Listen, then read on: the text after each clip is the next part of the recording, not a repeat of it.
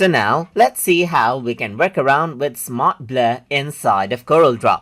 So in order to go ahead and work around with Smart Blur, first of all you need to go ahead and import out an image. So to do that you need to go around onto the file menu and then go to import right here.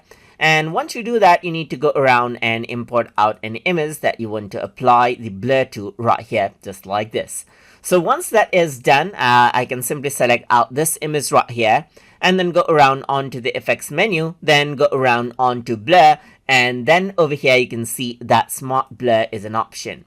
So once you go around onto smart blur and zoom in, you can see that this is what you have right now. So if I were to decrease out the amount, you can see that the details of this image actually comes back. But as I increase this out, you can see that the edges of this image still is intact while it blurs out the noises of this image right here. And that is what the smart blur actually does. You can go around and decrease this out or increase this out, and as you go around over here, let's say for example on this area, as I increase the smart blur right here, you can see that it smoothens out those particular areas right here.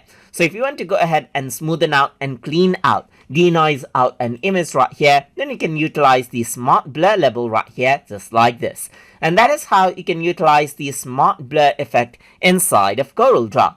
So hope you guys learned something as always. And as always, please like, comment, share, and subscribe.